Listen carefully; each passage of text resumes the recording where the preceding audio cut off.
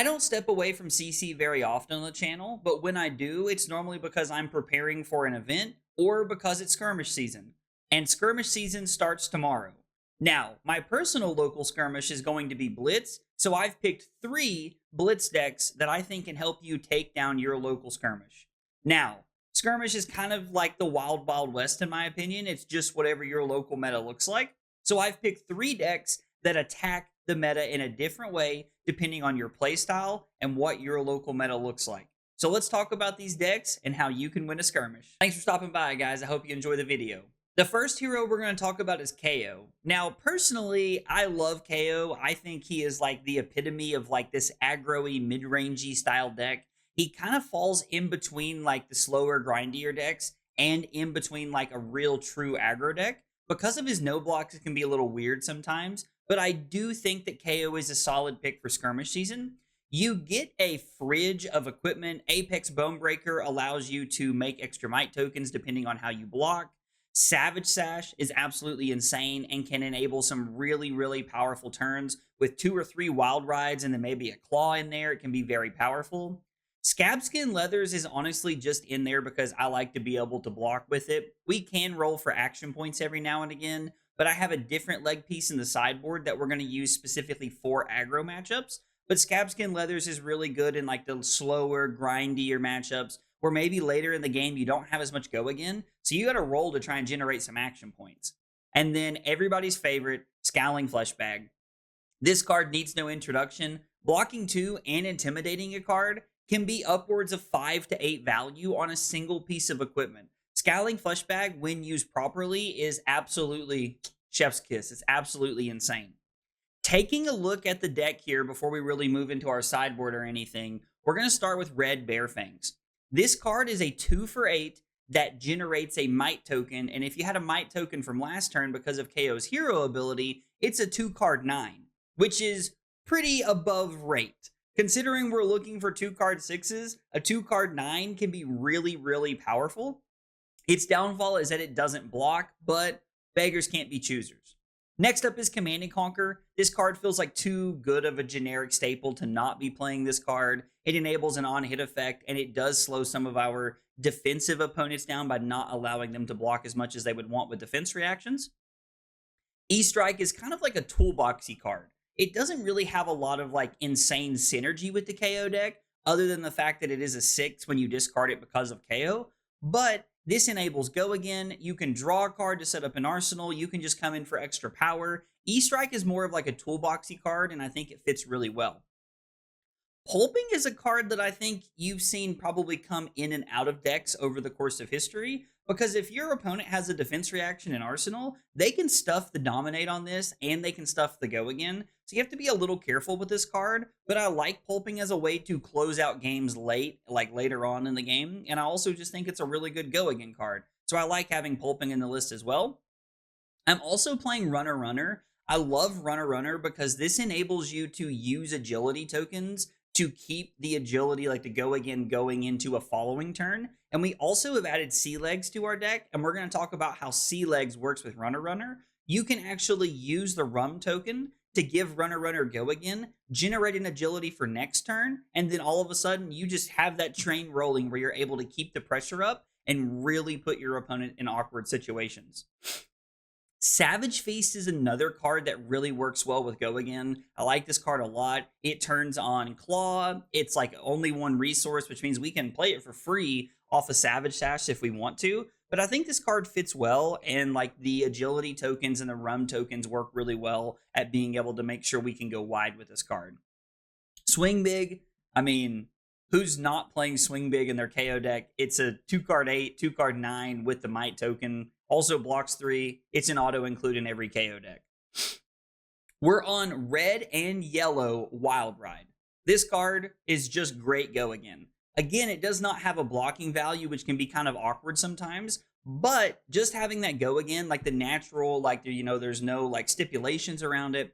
Just having Go Again enables us to go wide. And if you ever have a hand that's like Wild Ride, Swing Big, and like 2 blues, you can pitch a blue to play Wild Ride, discard, like draw and discard a card, and then if you keep your cards, that's 6 Go Again. pitch the other blue to throw Claw, have 2 floating, and then end on Swing Big for a 3-card super value turn. I think it ends up being like, what, 17 off of 4 cards, which is pretty good value. So Wild Ride is just an easy include, but I am a little careful here because we have to be careful in the number of no blocks we're including in the deck, as it can make things awkward for us.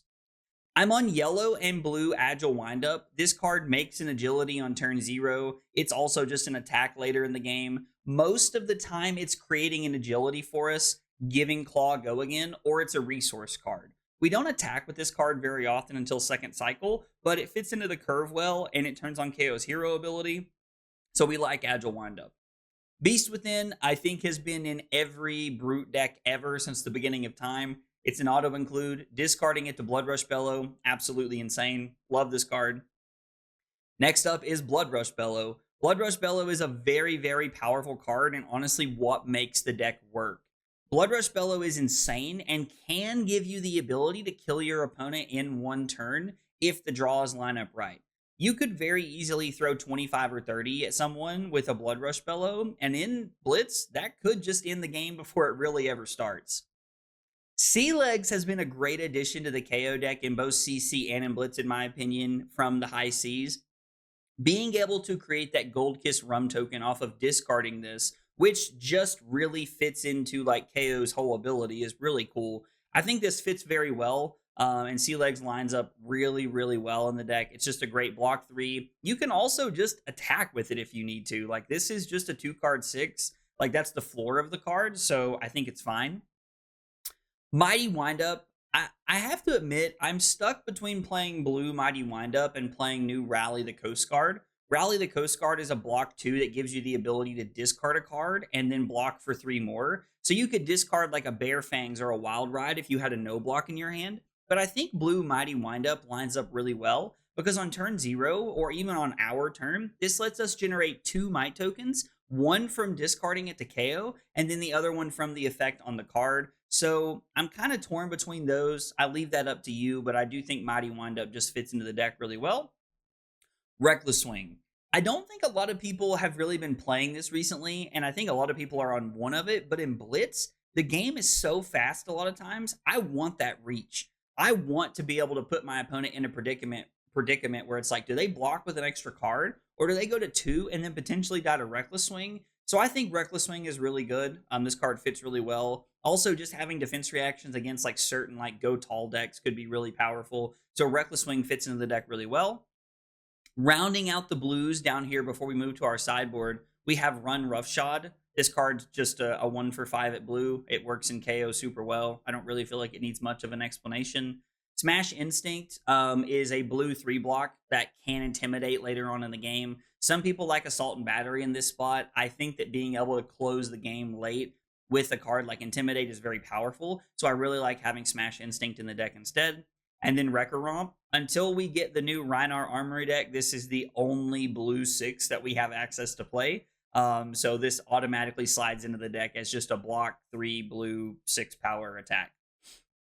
Looking at our sideboard, I'm on 2 copies of No Fear. No Fear is designed to help us block arcane damage. So if we're looking to like try and like really stuff our arcane opponent, I think we can actually add these into the deck. They are misses, which can be a little weird, but No Fear fits really well against any of the wizards in the format, and you can just like stop their like combo turn when they go for the Strider's kill or like however they're winning the game. You can just use No Fear to like get things off the like to stop from dying basically. So I have it as a 2 of in the sideboard. Savage Beatdown is designed to be for grindy matchups. So anytime where like our opponent's going to be blocking a lot and you need to come over the top or you're worried about getting fatigued, Savage Beatdown is an automatic include into the deck. And then Smashing Performance is great to be able to destroy items. This is another no block, so we have to be careful about how like what we take out for this card or what like how many no blocks we have in the deck. But I do think it's a very good card. I think it fits well into the deck, into KO's game plan, and being able to get like a potion off the board or just being able to get any item feels like it could be really, really powerful depending on what you're playing against. In the sideboarded equipment, we have a Beaten Trackers. Beaten Trackers goes into the matchup instead of Scabskin Leathers when you are looking to race someone. having beaten trackers on the board means the first time you draw the Savage Feast, you have the ability to be able to play Savage Feast, and then when you discard a 6, break beaten trackers without an agility token and gain an action point, meaning that you can continue go again and really enable a really, really good and wide turn. So beaten trackers is for those super aggressive matchups. And then I have Skullhorn that has AB2 on it, and then we have Null Rune Gloves for AB3. So we're running AB3 and 2 No Fears to try and help into some of the Wizard matchups. And I think Blaze is a pretty popular deck in Blitz, so looking to have some hate for the Wizard matchup seems important. The second hero we're going to talk about is Terra.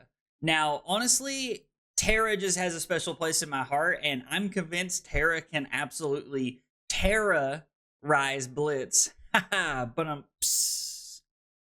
all right, tough crowd today. Okay, so Terra, at the beginning of each end phase. Okay, that was confusing me. If there's an Earth card in your pitch zone, you can pay 1 to create a Might token. So basically, if you pitch an Earth card, you can then turn around and make a Might token, which is really cool with extra cards. Now, I am definitely on a more like mid-rangey, like defensive style version of the deck because that's how I like to play Guardian. With that in mind, Crown of Seeds is an absolute staple. Being able to prevent damage, protect your arsenal, and protect information while drawing more cards is broken. One of the coolest plays you can make in with Crown of Seeds in general, in my opinion, is use the Tunic resource to Crown of Seeds the card away. It gives you a 5th card, basically, for just the resource off of Tunic, which is really, really cool. I like that play a lot. But since we're playing Rampart as well, most of the time we're just better off to pitch a blue. So I am on 20 blues. Half of our deck is blues. Maybe should consider it being a little bit more, but I don't know. I really like having half the deck be blues feels really solid. With Crown to be able to fix our hand, we can block with a lot of our reds first cycle if we need to. And then we're also on Gauntlets of Iron Will to try and help us into the Assassins, to try and help us into Warriors, anything that's trying to gain power. So I got a hair on my glasses. I feel like this is really, really good too, and it fits really well into the deck. And then I also like Quick Dodge Flexors. Quick Dodge Flexors fits into the game plan super easily. Because we're already on Crown of Seeds and Rampart, we can use the last resource for Flexors. We can pitch an extra blue. We have a lot of options that we can use this with. A lot of times I don't play Redwood Hammer inside of this deck, but it's just so good. It just fits into the deck so well with all of the Earth cards and the Earth package that I'm playing that I feel like Redwood Hammer is really, really good, and I like this a lot. I just feel like it slots into the deck super, super well. Taking a look at the rest of the deck here as we move forward, we're going to talk about some more cards. Cadaverous Tilling is a 2-card 8 that starts to turn on Felling of the Crown and Plow Under, so I really like having this decompose aspect inside of the deck. Our hero power is not really leaning into the decompose thing, but I like Felling of the Crown and Plow Under, so I think it's just an easy auto include in the deck. 2-card 8 to play offense with is really good. You can have this from Arsenal, and then you can just throw it. It's a super good value play. Chokeslam is the same thing. Using Tunic as an offensive resource for Chokeslam feels really, really good in the deck. I like it a lot. We're just trying to use it to slow our opponents down or get them to block a lot. I am curious to see if Assassin is going to be more popular in Blitz this season, just with how good some of the Assassin things are, but I don't know. We'll see what happens. Command and Conquer. It's Command and Conquer. If you have questions, let me know, I guess. We can pitch an Earth Blue and then throw Command and Conquer and then make a Might token at the end of the turn, which is pretty cool. So we're getting the ability to play offense and defense at the same time. Felling of the Crown is pretty much just like Command and Conquer. I don't feel like this card needs an introduction. It can be tough to Arsenal and then use the Crown of Seeds in the following turn if you have Felling of the Crown that you're trying to play. So you really need to have an Arsenal already if you want to plan on using Crown the next turn. But I do think Felling's a really good card. Rootbound Carapace is another great card to really help us turn on and get to those 4 Earth cards. So Cadaverous Tilling and Rootbound Carapace are designed to be those first set of Decompose cards that are going to get us to 2, so that when we play Plow Under or when we play Felling of the Crown, we're automatically at 4. So that's the idea there, and I feel like it fits into the deck and the idea really, really well. Shelter from the Storm. protects us against any kind of like singular points of damage. It's also just a good 0 for 4 defense reaction. This card's just absolutely insane. Spinal Crush, like probably just the like, if you're playing Guardian, we slam it into every single deck we can. So this just fits into the deck super well, and I like Spinal Crush as a good disruption piece. Plow Under, another good disruption piece, just like being able to mess with people's arsenals. It is an Earth 3 block if like they don't arsenal and you'd rather like do something else. So this is also a great card to play from Arsenal. So if you Arsenal Plow Under and then on the following turn you throw it to disrupt their Arsenal, you're not hurting yourself and you're still able to Arsenal a card and set up. So Plow Under has a lot of really good tech and like ways that we can play it. Autumn's Touch is a blue block 3 Earth card. Like there's nothing else. This is an attack later in the game, but it blocks 3 and it's an Earth card. Canopy Shelter blocks for 2, but makes us a Might token and allows us to play offense with. So I like this card a lot. I think it's a good Earth staple to include in the deck. Plus, having the block instead of like an action card lets us play around Overpower, which could matter here or there as Overpower starts to become more and more like relevant in the game.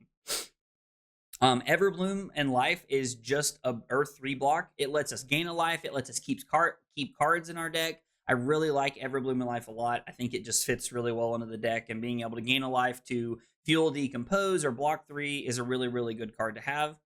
Flourish is kind of like a little bit of me trying to play more offense than defense sometimes. It only blocks 2, but it does allow us to buff Redwood Hammer or, buff Command and Conquer a little bit more or Chokeslam off of a Might token. So I think this fits really well into the deck, and Flourish is just a great blue, just offensive piece that does block 2 if we need it to.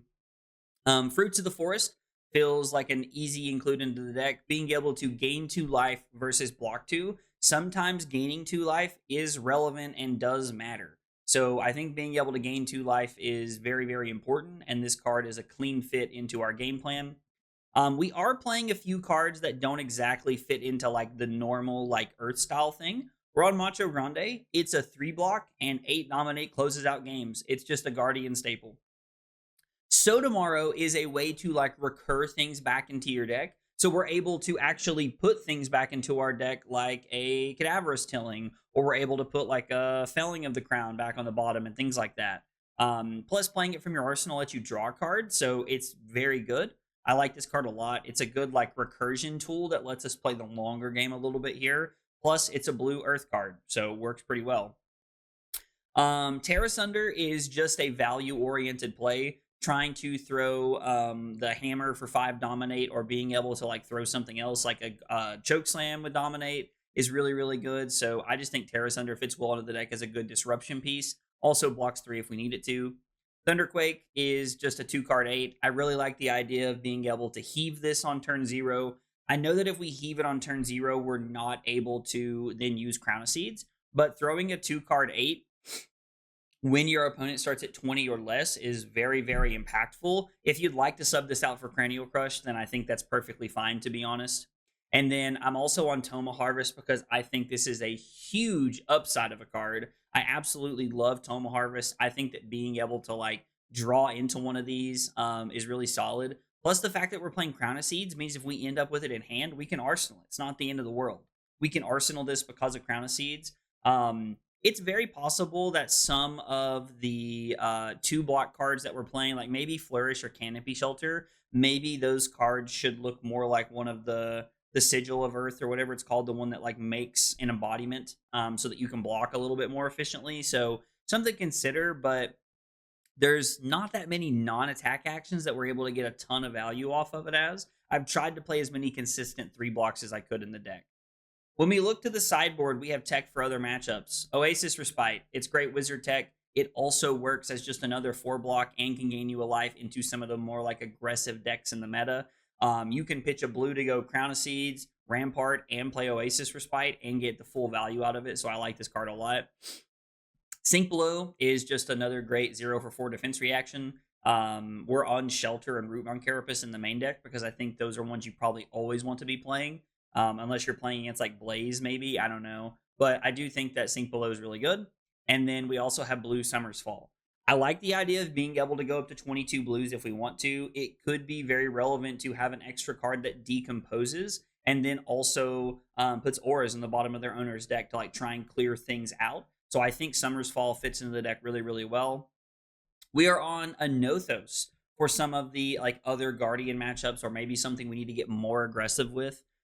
This could honestly just be a different sideboard card. A Nothos is just kind of like where my brain went. Maybe we want to be on Sledge over a Nothos. That's very possible. That Sledge fits better into the matchup with what we're trying to do here with Tunic in the deck.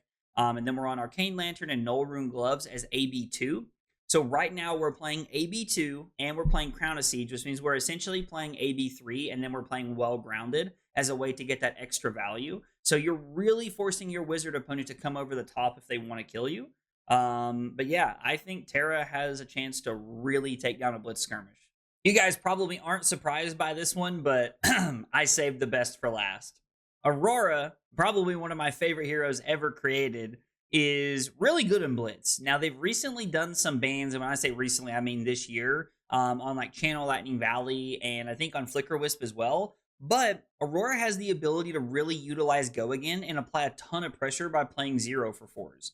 An equipment suite that I really like is Balance of Justice. I know a lot of people are on Dyadic Carapace, but I just think Balance of Justice fits so well into the deck. It helps against Brute, which can be a very, very aggressive matchup, or really any deck that's looking to draw like multiple cards in a turn. I think Balance of Justice is a good fit. And plus, I'm not really playing a lot of non-attack actions to really make Carapace work, so Balance of Justice is a great fit. Dyadic Carapace does a great job of having 3 block, and it has AB2 tied into it, so it makes it a great chess piece. Grasp of the Arknight is Grasp of the Arknight. Grasp of the Arknight works really well into a Go Again turn with something like Arc Lightning. So I think Grasp of the Arknight just fits well. It's also a great 3 block. It's a very, very good card. Don't really need to spend much time on it. Snapdragons is Go Again on a Snatch or on a non-Go Again card. It's just a great card. Love having Snapdragons in the list. Starfall, arguably, in my opinion, one of like the best weapons ever printed. Now, I'm not saying that it's actually one of the best weapons ever printed, but it is really, really good. And Starfall is one of the reasons that Aurora's had so much success in her short time in CC. But Starfall fits really well into the deck. Just being able to come in for 2 Go Again is great and can really help you apply a lot of pressure. And then taking a look at the rest of the deck, Arcanic Shockwave is a 0 for 5 3 block that does the split damage thing, which makes all Rune Blades tough to deal with. So I like Arcanic Shockwave a lot.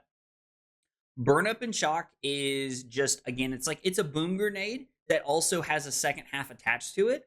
And it's better than Boom Grenade because it blocks 3. Burn Up and Shock is absolutely awesome. I love this card. I think it fits really well into the deck. It's absolute staple of the deck. Electromagnetic Somersault is so good that it's like restricted or banned, I think, in LL. So being able to play 2 of this card is great. You can block with 2 attack actions for 6 and then get them back. You can use it as another 0 for 4 on offense. It works really well with Flittering Charge and Entwine Lightning. Love Somersault. It's a great card. Discharge is basically just a 0 for 3, and we're also leaning into the idea of Instance Matter. So we are playing Gone in a Flash in our list, which means Electrostatic Discharge fits really, really well into the list, and it also has the ability to give Flittering Charge Go Again. E-Strike, just like in Kayo, is a toolboxy thing. If we have an embodiment, we get to draw a card. If we need to come in for 7, we can. If we need to name Go Again, we can. We have multiple options. So E-Strike looks to just kind of be like that toolboxy, versatile card that we need in specific matchups. Entwine Lightning, honestly, my favorite card in the deck. I don't know what it is. The art on this card, I love Entwine Lightning. I know I say that every video when I talk about Aurora. Entwine Lightning is awesome. 0 for 4 with virtually always having Go Again. Just fits super well into the deck. Flittering Charge, again, another 0 for 4 with virtually having Go Again most of the time. Also, it's a lightning card, so it turns on your hero ability and it turns on Starfall for the turn. Love to see Flittering Charge. It fits really well. Gone in a Flash is a very, very broken, can be a really good combo-y card. If you've played a lot of Acilio, then you understand how powerful this card can be. The floor of this card is a 0 for 4 or a 3 block, so it just fits into the deck really well. Lightning Press is a way to generate Go Again, give +3, and it closes the door on games. Plus, you can Lightning Press a Snatch, and it just feels so, so good to be able to hit a Snatch for 7 with Go Again and draw that card.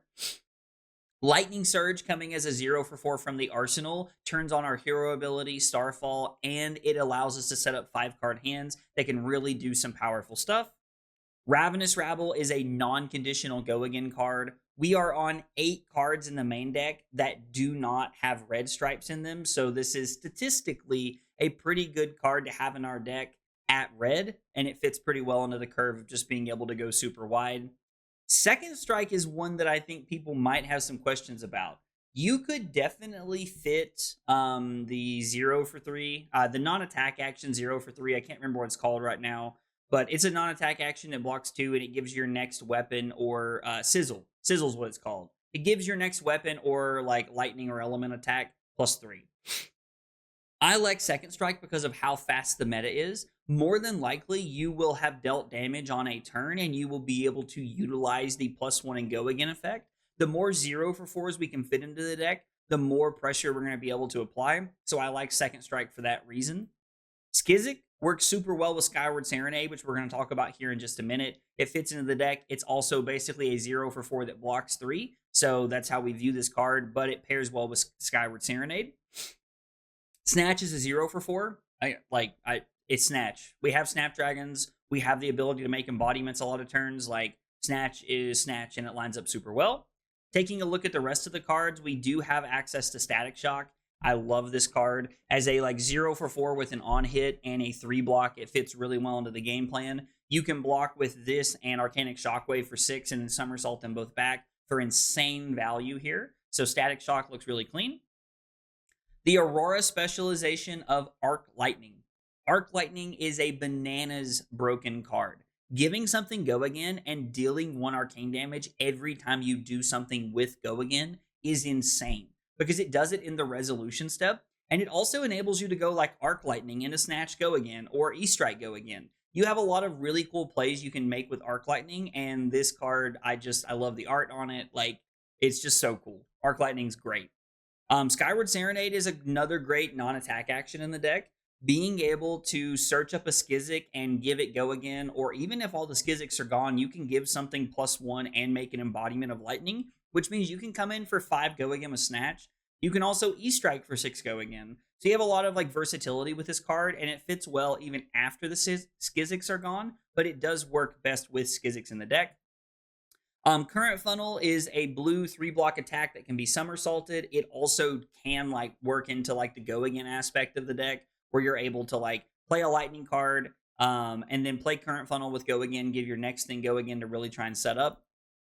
I'm on Heaven's Claws over the 3-block non-attack action at blue because I really like to be able to somersault this card, and the consistency of being able to block is very important in a format where you both start at 20 or less. Taking a look at the sideboard, Exude Confidence is for those matchups that like to block a lot. We don't have access to Flicker Wisp anymore, so playing Exude Confidence is really clean. I like this card a lot. Just being a 0 for 4 that makes things awkward for really defensive decks is a great place to be. Plus, you can buff this up and make it come in for 7 with Electrostatic Discharge or something like that. So this card has a lot of utility. Sigil of Suffering is just for other aggro matchups. There will definitely be people in Blitz who feel like they can't afford to play AB1 into you, and so Sigil of Suffering can get a lot of value. Now, we could just slide in Sink Below or Shelter from the Storm if we wanted to filter cards or have other utility, but I think being able to block for 4 and deal an arcane damage is really good, and it gives us the option to be able to play this 0 for 5 defensively, which I love to see. Ninth Blade of the Blood Oath is a popper. I like having poppers in the deck. There are definitely illusionists in this format, and so having this as a way to just be able to really lean into a popper that can't be reprimanded, or a popper that just there's no questions asked here. This card's really great. We're never attacking with it. In Blitz, you could probably get away with playing something like Battlefront Bastion or Command and Conquer as a popper in the sideboard to have utility, but I have foil Ninth Blade of the Blood Oath, and I really like having them in my deck if I'm just being brutally honest. And then we have Crown of Providence as another headpiece when Balance of Justice doesn't quite feel like it's going to be good enough. I like having Crown. We can use it against certain heroes to protect our arsenal if we need to, that are really leaning into Command and Conquer style effects. We have Lightning Greaves as AB1, and it also blocks 1 if we need it to. And then we have Shock Charmers as a way to like really shut down the wizards of the format. Being able to run AB3 and then run Spell Void 2 in a deck that's trying to kill you in 2 or 3 turns can really put wizards on the back foot. And honestly, I'm probably going to play Aurora. She's probably just my pick, but these are 3 decks that I think give you a good chance to win at a skirmish. Guys, let me know in the comments down below. Do you think there are better cards that I could be playing in these decks, or maybe better strategies that these heroes can incorporate that I'm not leaning into? Or maybe you just think all 3 heroes are bad and you want to play something else? Let me know in the comments down below. I'd love to hear about it. If you enjoyed the video, be sure to like and subscribe for more content. Thanks for watching, and I'll see you next time. Take it easy, guys.